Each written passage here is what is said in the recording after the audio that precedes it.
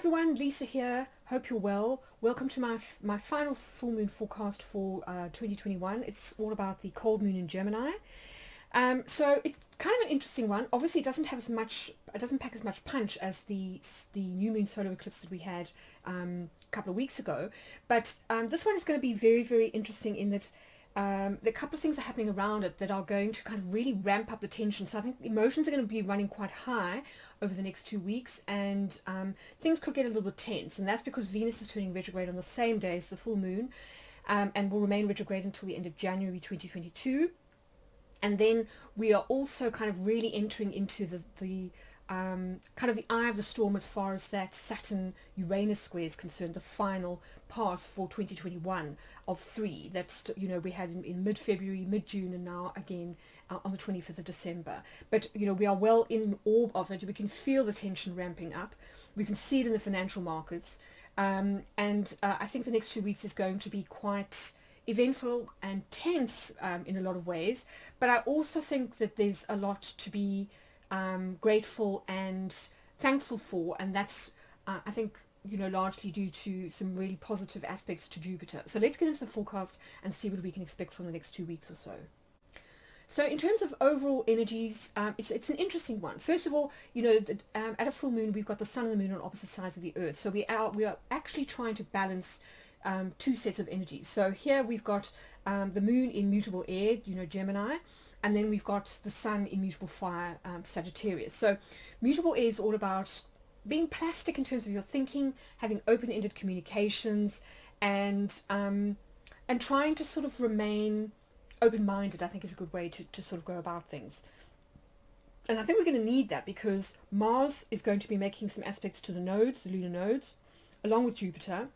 And this is going to bring in a lot of fast-moving energy, possibly some fated events that may require us to be a little bit fleet of foot in order to kind of adapt. This is going to be, I think, a very interesting time when, normally things are kind of slowing down at this time of the year, but it almost feels as though things are accelerating, and that's, I think, because of the, the aspects that are kind of involved. So, as I say, it could be quite a tense, quite a volatile time. Thanks to that Saturn-Uranus square that's happening on December the 25th. But as I say, we're well in orb of it. We already started to feel it at that solar eclipse at new moon. So I think everyone's starting to feel the tension building around that. And also Venus is turning retrograde on the 19th of December. We can see here she'll be retrograde until the 28th of January. So I'm going to go into that a little bit too, because it's a long-term sort of transit or kind of influence, and I think it's going to be important as well for this time. We're also kind of heading into we shouldn't also forget that we're heading into Capricorn season, so this signals the time of the year when the sun ingresses into the sign of Capricorn, and of course in the northern hemisphere this is the winter solstice. So this is the time of the year where the sun finally reaches its lowest point of declination in the sky, or from space, the southern hemisphere, and then it stands still before changing direction and starting to move up again in terms of declination. So essentially marking the sort of deepest part of winter, and the return of the light to the northern hemisphere, the return of sunlight. So that's why we have a lot of festivals of lights and things around it, like I think Diwali is celebrated more or less this time of the year, and a lot of pagan festivals too. So it's super, super interesting, and I've written a little bit about this in the article that I did about Saturn, called The Midnight Sun, which you can find on Skyscript, Deborah Holding's astrology site. So, if that's something that you're interested in, go and check it out.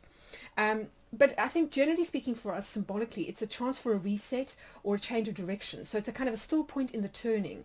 W.B. Yeats talked about the Spire and the Gyre, that kind of central point that allows us to kind of pull upwards, to ascend, so that we don't go around in circles, that we ascend in a spire rather than kind of going around in a circle. And this is a huge theme at this full moon. As we'll see, we've got the sun at the galactic center, which is essentially the heart of our galaxy, the 0 point. So it's perfect, it's a perfect metaphor of the still point in the turning in terms of space. And I think that with the sun changing direction as well, and sort of but keeping still for a few moments. You know, this is the sense of solstice, this is the sun standing still, literally in Latin, before tropos, before it starts turning backwards, before it changes direction, essentially. So it's that still point where we can really sort of center and ground and think about what we want to do in terms of maybe shifting things around, or it's essentially the still point in this in amongst all the madness, which I think there's going to be a lot of in the outer world with all this kind of Mars and Saturn and Uranus. So I think it's asking us to find that still point at the eye of the storm, where we stop and we really sort of try to get very calm and clear about what it is that needs to be done, and allow for a kind of a reset in consciousness before we then either react or respond to what's happening in the outside world. So really kind of getting to the heart of things, and as I say, we'll see this theme recurring again and again through the symbolism of this this full moon. Now, as I say, Saturn and Uranus are close to their perfection, and this is definitely ramping up the tension, particularly when it comes to all kinds of systems and organizations and the establishment. You know, we're seeing this in the financial markets, we're seeing this in terms of political rows, and you know, this is happening in the UK as much as it's happening in the US. There's a lot going on sort of politically, and I don't think that this is going to end anytime soon, you know, because Saturn and Uranus move quite slowly.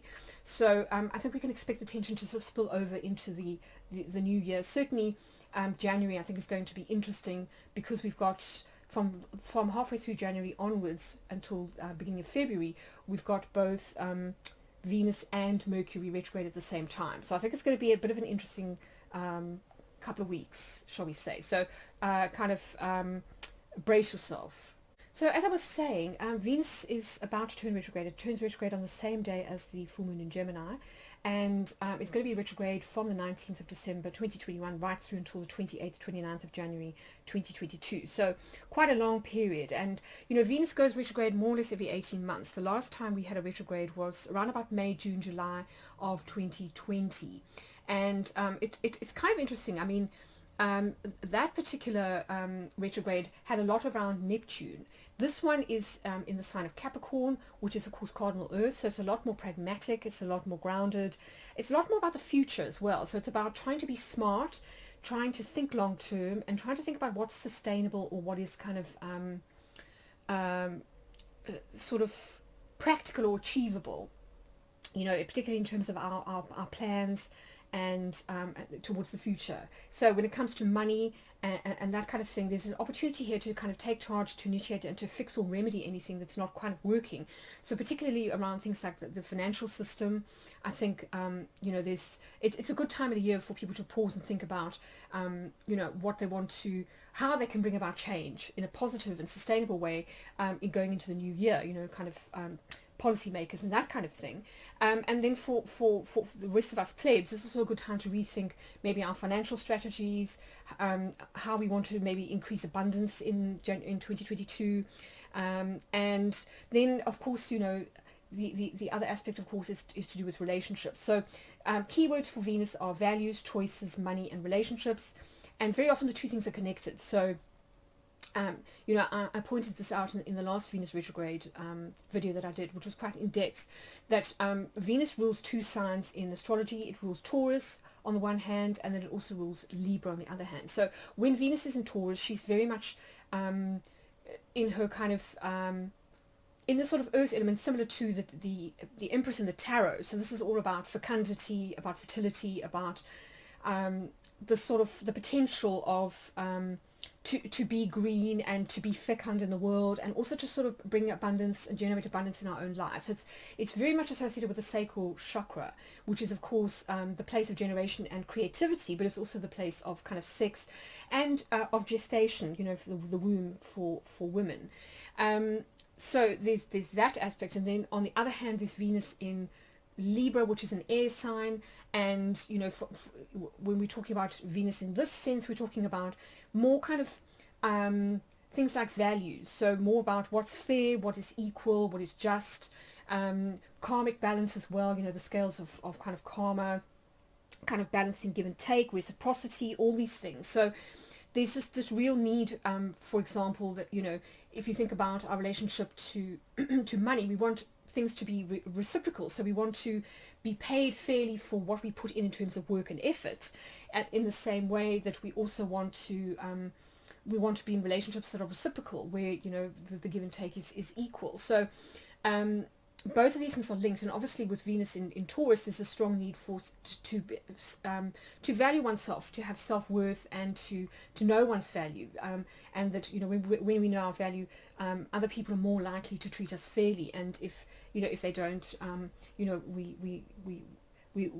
we will take steps to either rectify the situation, maybe negotiate, you know, with that Libra kind of energy, because it is the sort of the peacemaker and the sort of legal sign. But on the other hand, it's also about, you know, sometimes being able to walk away from situations where we aren't valued, you know, that kind of thing. So Venus retrograde is very much a time where we can take the initiative to try and fix or remedy anything in our life to do with these areas, like particularly money and relationships, that are out of balance or toxic, or where we don't feel valued, or where you know, things are just not working, where maybe they can do with some improvements, or where they perhaps don't match our values anymore. You know, I mean, we grow as people, and, you know, our values change over time, and so I think it's only natural that every now and again we need to have a kind of a rethink to see whether in fact we're kind of living our best lives, and whether the outer and the inner match in terms of, you know, what's important to us in our hearts, and then what's important to us externally, and to try and sort of match those two things up. So as I say, it is quite pragmatic energy, and there is the sense of needing to look to the future as opposed to the past. But I think we can always learn from the past and then take those lessons into the future, and that's kind of the best way to sort of see this energy. Now, of course, when a planet is retrograde, this is, you know, traditionally a time of reviewing or refining, and it's also about getting clear on what's important. And I think this is where Venus and the idea of value kind of comes in. So generally speaking, for me, Venus retrogrades can work in one of two ways. They can either bring about second chances, perhaps, you know, in a relationship, or maybe a job that you feel you missed out on the first time round, or some kind of opportunity, an investment opportunity, for example. But equally, it can be about looking backwards to see where we may have gone wrong in the past. So the shadow side of Venus being that we can get stuck in the past, and sometimes, you know, this isn't always healthy for us, so we can keep repeating patterns. But, you know, or we can sort of look to the past and say, oh, this is where I made mistakes, you know, before. Maybe this is what I can do to rectify this going forward, or to improve, that kind of thing. And so, as I said, it's a real moment of pausing and reassessing. And this is a huge theme at this full moon. Really sort of standing still and almost allowing ourselves to get a kind of 360-degree view of where we've come from, where we're going, where we are right now, and then deciding what it is that's important to us, or what we think needs to change. And then once momentum builds again in the outside world, we can start moving again, but only after developing a clear, sustainable plan for how we can move forward. And that's what I think this Capricorn energy is all about, is kind of mastery of perhaps weak spots, or of shadow sides, self-discipline, but also adulting. So also deciding to mature, to grow, to ascend, to level up, to graduate, all of that kind of stuff. And at the same time, also maybe being a bit more realistic about what we can achieve. So not being over idealistic. You know, there's that saying, you know, there's no point in falling in love with potential, and that can be about a house that needs like a lot of doing up, maybe needs to be razed to the ground and sort of rebuilt from scratch. Whether it is a job or a business, you know, can it be sort of improved, or is it sort of a dead duck that needs to be killed off, and, you know, you kind of need to move on. And the same thing is true of relationships, I think. So all these areas, I think it's about kind of getting clear on value, and then using this period to really decide what it is that you want, what's important to you, so that when Venus moves forward again in February, which is of course just before Valentine's Day, and those amazing conjunctions that she makes to Mars, both in February and March, you know, that we're kind of ready, we prepare, we know what we want, and we can take steps to you know, to get there. Now, another thing I thought I'd point out is that Venus and Mercury have a very interesting relationship, and as we'll see, both Mercury and Venus are going to be retrograde at the same time from mid-January until about early February. So I love to look at these two cosmic siblings, as I like to call them, because they are in a way almost brother-sister planets. Both of them are the only planets to have morning and evening rising phases, and that's because they flank the sun quite closely. So both of them tend to travel not more than I think about 60 degrees from the sun ever. Yes, sometimes they're ahead of the sun, sometimes they're behind the sun. In astrology, this is known as phaseis, and it used to be quite an important part of astrology, actually, at one time. And it's possible that because both of them are so strongly linked to the sun, and the sun has very strong links to alchemy, that that they have this alchemical association as almost being the kind of the brother sister, the feminine and masculine faces of Mercury, and we're talking here about hermetic or philosophical Mercury. So in that sense, philosophical Mercury was known as a hermaphrodite. He or she was considered to be androgynous. And it's interesting because the god of androgyny and hermaphroditus or hermaphroditus was in fact the offspring of Aphrodite, so Venus, and Hermes, so the Greek Venus and Venus and Mercury. And so this idea of the androgyne is very, very important. I talked about this a lot when I looked at I think it was the full moon in Aquarius, and I looked at this idea of the new man and how we're kind of moving away from this very split masculine and feminine energies, and we're moving to sort of more to a place of harmony between our masculine and our feminine sides, and to new definitions of what masculine and feminine are, So I think it's kind of interesting that that we've got this sort of energy kind of constellating as we move into the beginning of January. So yes, I find it super, super interesting. I mean, you get this idea of the two faces, the two sides of the same thing, like the double helix strands of DNA. And of course, if we think about Mercury's caduceus, it's made up of two snakes intertwined like along a magical wand.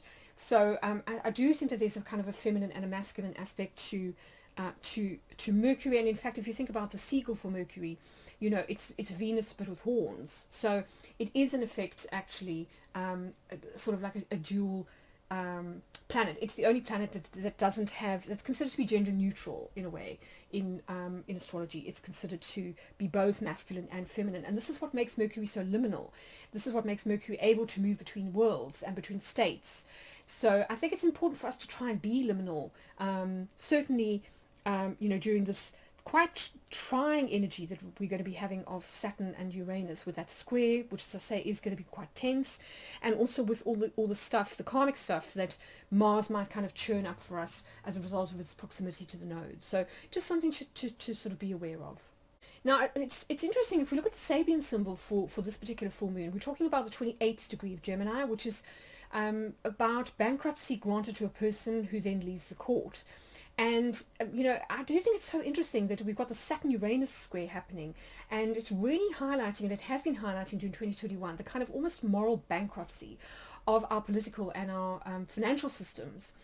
And this idea of kind of money printing, and that the more that we print money, or even political currency, the more that we make promises, which we then don't keep, or that we print money and we flood the system so that our currency is actually worth less, the more, the less gravitas there is, and the sort of, the more kind of bankrupt the whole system gets, and the poorer everybody gets.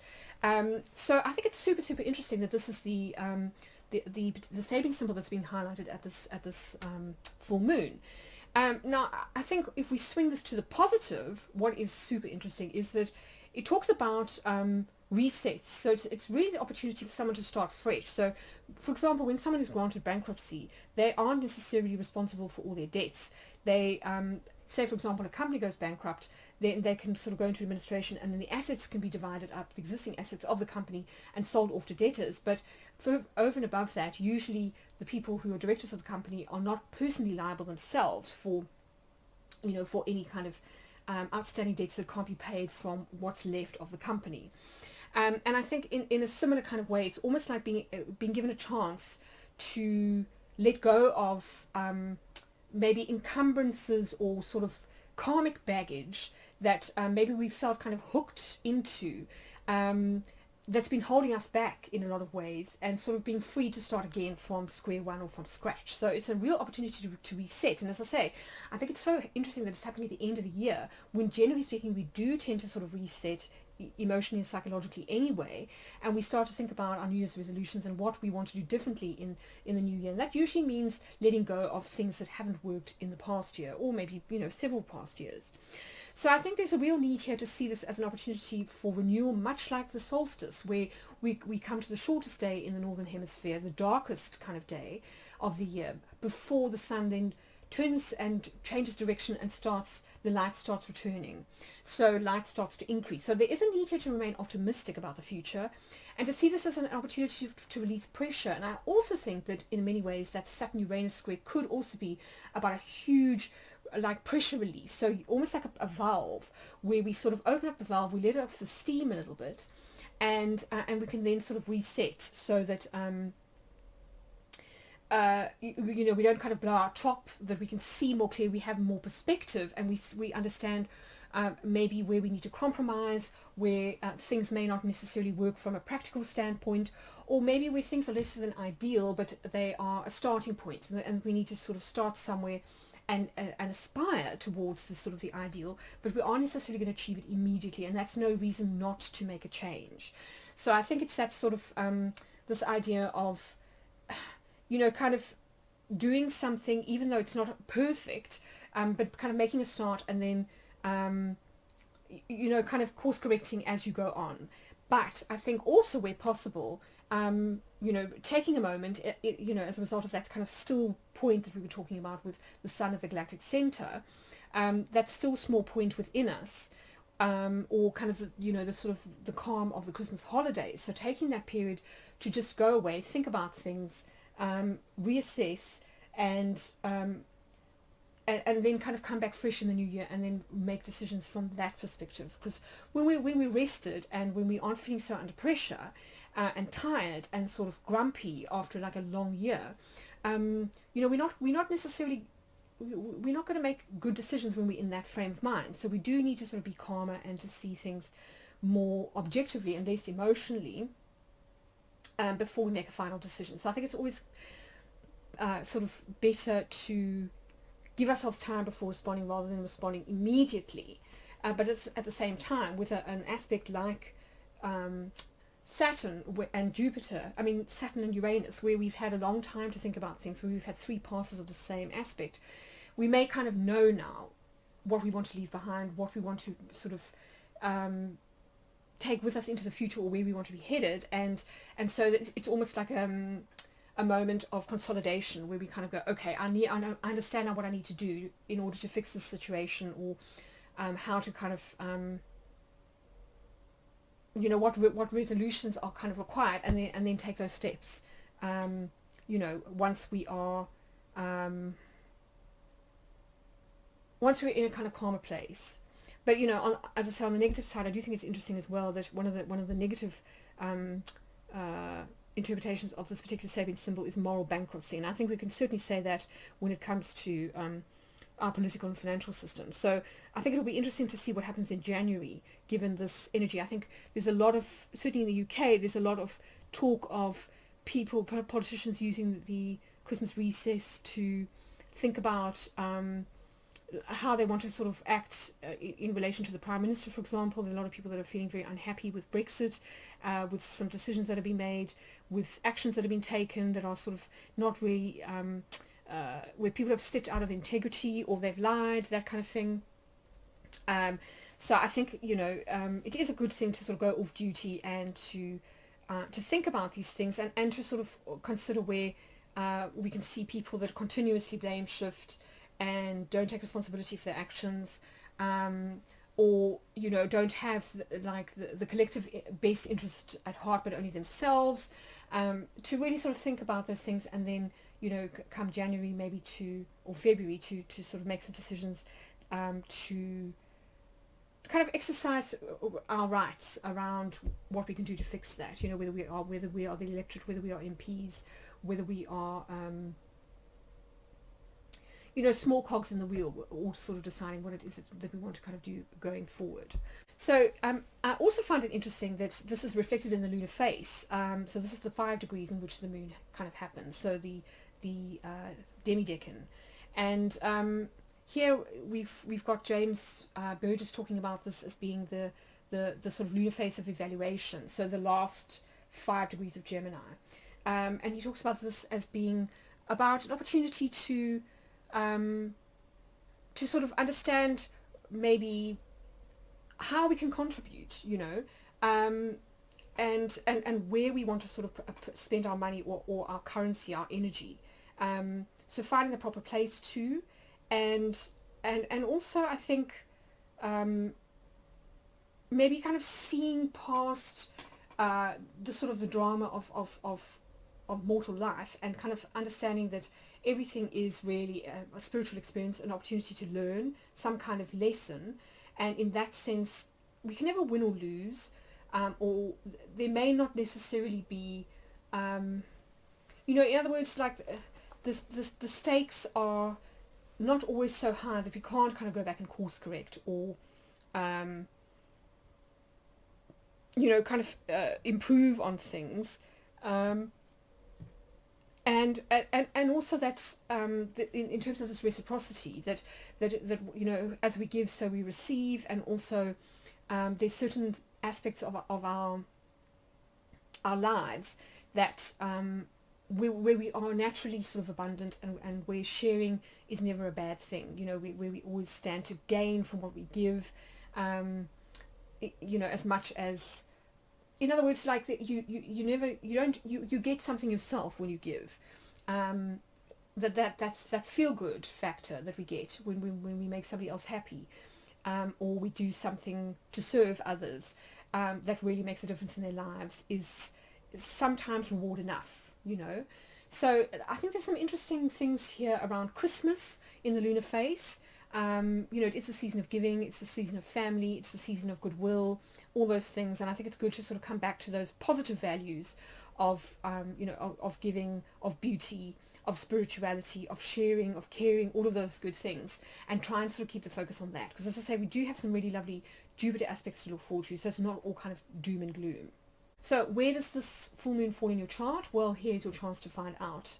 As always, I've done a little kind of cheat sheet where you can look for your rising sign, and get a sense of the breakdown. Now, of course, it is a full moon, so we talk about 2 sets of energies that we're trying to balance. So, you know, look for your rising sign. So if, for example, it's Gemini, this will be where the moon is, and then the opposite sign will be where the sun is. So these are the 2 areas that you're trying to sort of balance out, to find compromise between. So, you know, if you are kind of Gemini rising, you know, you're trying to kind of balance out your own personal needs on one hand versus your obligations to others, and you know, so forth and so forth. So I'll leave you to pause the video and have a look at this in your leisure, and I'm going to carry on with the forecast.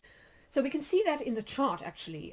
You know, this is the full moon, and we can see here Gemini, the moon in Gemini sitting on one side of the earth, and then we've got the sun with the galactic center. This is the siegel I use for the galactic center, which is around about 27 degrees of Sagittarius, in the tropical zodiac, so in other words in the western zodiac. And you can see the sun is really very, very close to the galactic center here. Mercury is not far off, but it's in a different sign. And then we've got Mars here with the south node, so this is all about release.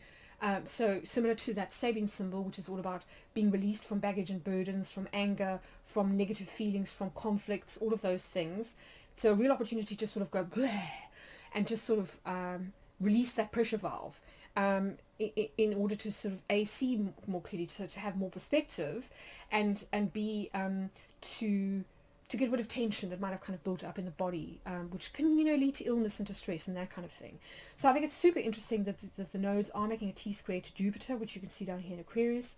And, you know, at the end of December, Jupiter will ingress into the sign of Pisces. So we come into the end degrees of Jupiter's tour through Aquarius, and I think it's a really good time to sort of think philosophically about what we've learned during the last year, during Jupiter's tour through Aquarius, and to assimilate those lessons as we move into the new year. But also, I think, Jupiter here is offering us a chance to get perspective, to think about those things, the negative things that have happened to us, over the last, 3 to 6 months, possibly a year, and maybe to be philosophical about them, to sort of understand what we've learned through those experiences.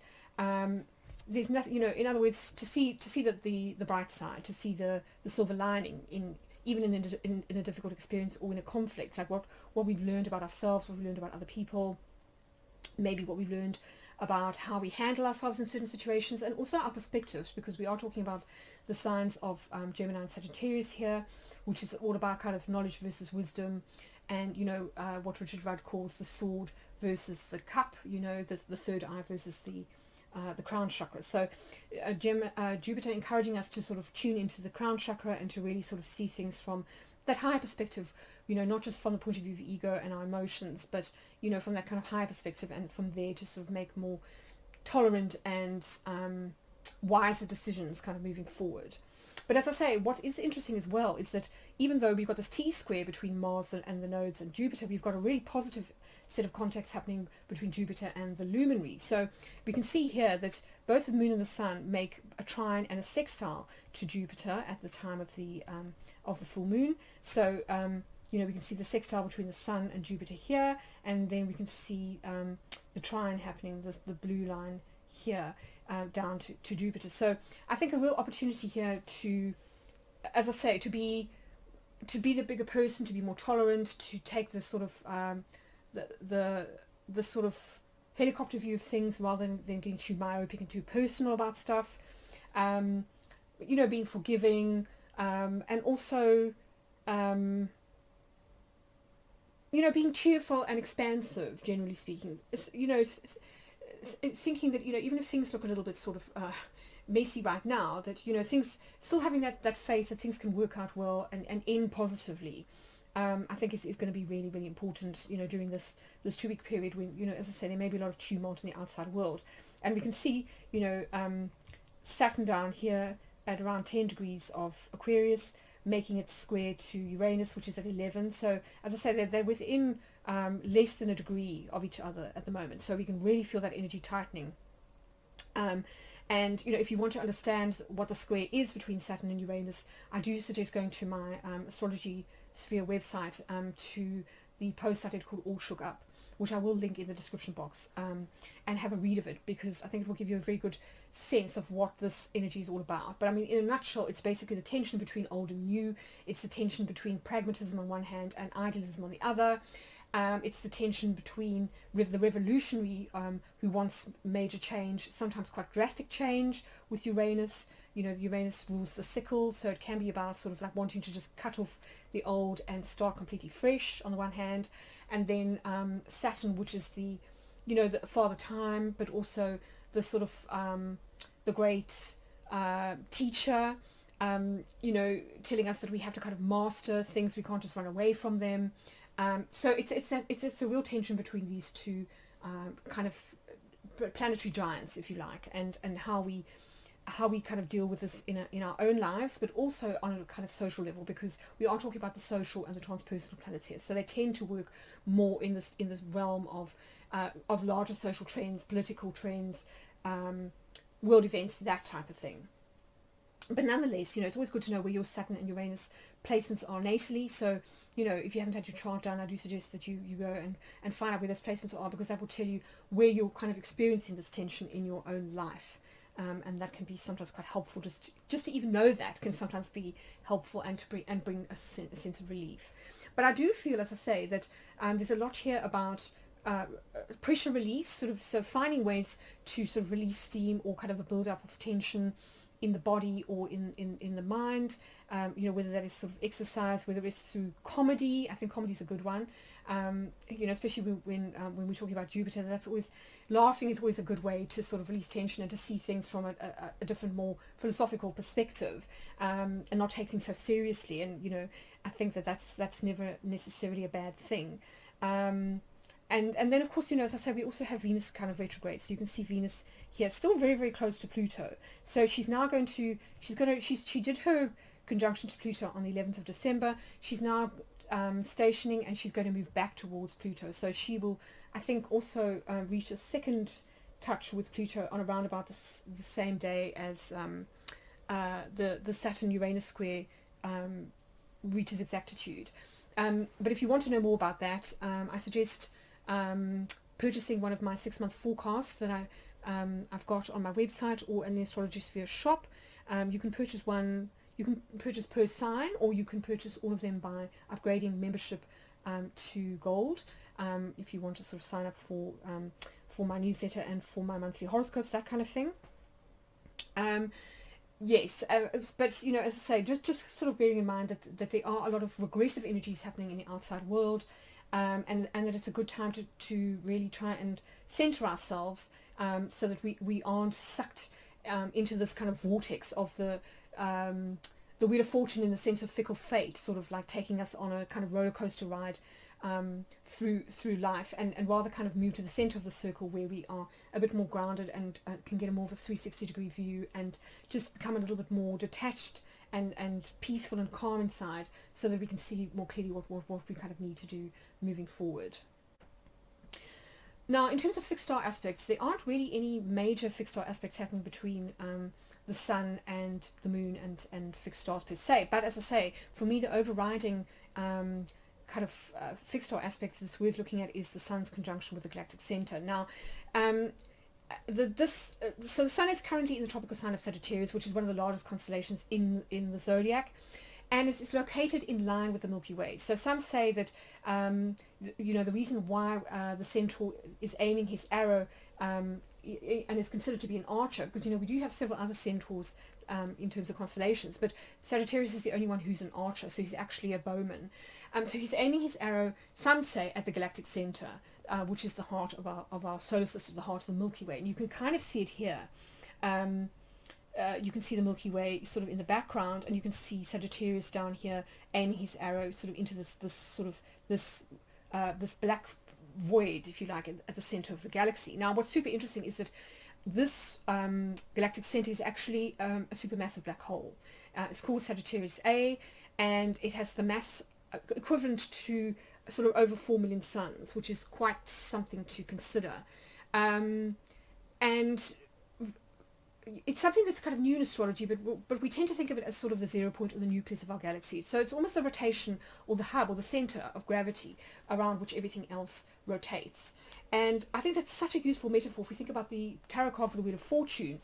What I was saying about not allowing ourselves to get caught in the spinning wheel, which is traditionally in medieval terms is kind of spun by fickle fate, Fortuna, but instead go into the center of that wheel, the sort of where the not where the spokes are, but where the sort of the hub is. We can see things more clearly, and we aren't. We stay calm and we stay centered. So I think it's a very, very useful metaphor for this period, this 2-week period, certainly, when I think things, as I say, could get a little bit tumultuous. So yeah, some have called this galactic center the heart of heaven, or the sun behind the sun, but I don't think it should be confused with the theosophical central sun. This is associated with the star Sirius, and therefore with the feminine sun. So not quite the same thing.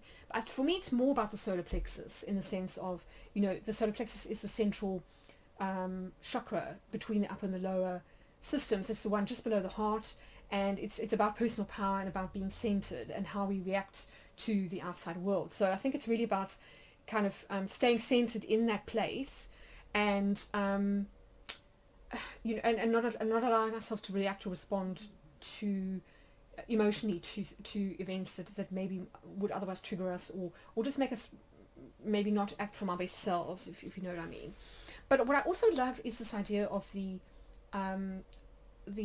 galactic center being this void, because it reminds me so much of some of the other metaphors that we get in things like, for example, the Deus Absconditus, the black light that we get in Dionysus, the work of Dionysus, and which Tom Cheetham talks about a lot in his work, particularly in relation to this idea of Hermetic initiation and the black light of Christ, which is part of the initiation process. So it's the kind of the black light of Saturn almost, the suffering of Christ, so of the suffering we experience here in the 3D world as humans, and how this can lead us, if we allow it to the greenness of the angel Gabriel, the angel of revelation, who's also considered to be Hermes Trismegistus, thrice great Mercury or Hermes, who's actually our guide, our angel, our kind of higher self, if you like. So in other words, allowing our suffering and difficult experiences to connect us to what's great in ourselves, to elevate spiritually, and in that sense, grow and become green and sort of learn and not remain kind of rigid or in a place of self-pity or victimhood, that kind of thing. And then it also reminds me in the of that smallest possible thing that we get in Taoist philosophy, or the I Ching, which is considered to be located in the heart. And the I Ching is all about alchemy on one level or another, the Ding vessel. And so it's kind of almost telling us that in order to sort of alchemize things, in order to digest things, and to make gold from lead, that we need to sort of detach from our passions, from our kind of human foibles and tendency to be like egotistical or angry or obsessed, or all the kind of the negative emotions that keep us trapped in self-destructive cycles, and kind of get clear so that we can almost hear the wisdom of the heart, and then make decisions from there, which is, I think, quite similar actually to to what's been said in the Hermetic tradition with the green of the angel Gabriel, the Kadir, the green man, who is and green, of course, is the color of the heart chakra. So I think some beautiful lessons in there too. And I mean, think about Christmas and the greenness of trees and the Christmas tree and of wreaths and all that kind of thing. I think there's a lot in there from the pagan tradition that is reminding us of these same themes. So just getting back to the galactic center, some think it's a source of cosmic radiation, and so you get people like Lynn Koiner, who think that when it's blocked by the Earth or another planet, it actually helps to reduce sort of interference and enhance psychic ability, because for her, psychic ability comes from our ability to sort of tap into terrestrial energy, so the sort of the crystal grid of the Earth, and of the sort of the heartbeat of what do you call it, the Schumann resonance. So that's an interesting concept. And then what I find so fascinating is that in terms of human design, that the galactic center is actually located in gate 11, which is located in terms of the body graph in the Ajna, or the third eye center, and it's associated with collective knowing. So isn't that fascinating? And particularly, if we get even more specific, it's located in line 5 of this hexagram, which is actually always the hexagram ruler. So this is the ruler who serves. So super, super interesting, given what we were saying about that Saturn-Uranus square, being about political and financial systems that need to reform, and about rulers and the elite who need to rethink their priorities. And of course, here we are making huge generalizations. We're not talking about every person who's wealthy, but just